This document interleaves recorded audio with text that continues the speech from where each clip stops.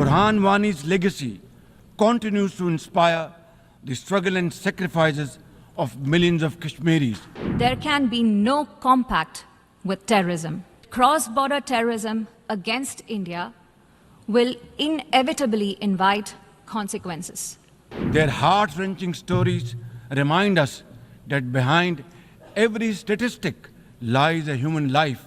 It is ridiculous that a nation that committed genocide in 1971 and which persecutes its minorities relentlessly even now dare speak about intolerances and phobias.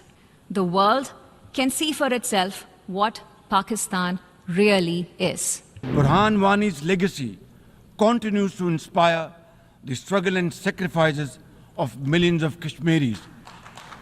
Inspired by the legitimacy of their epic struggle, they remain defiant.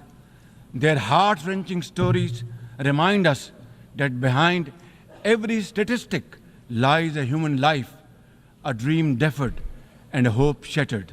A reference has been made to some proposal of strategic restraint. There can be no compact with terrorism. In fact, Pakistan should realize that cross-border terrorism against India will inevitably invite consequences. It is ridiculous that a nation that committed genocide in 1971 and which persecutes its minorities relentlessly even now dare speak about intolerances and phobias. The world can see for itself what Pakistan really is.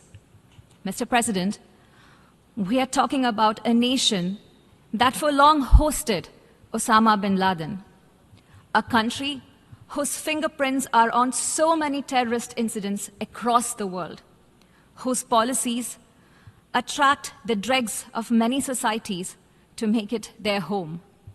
Perhaps it should come as no surprise that its Prime Minister would so speak in this hallowed hall. Yet, we must make clear how unacceptable his words are to all of us. We know that Pakistan will seek to counter the truth with more lies.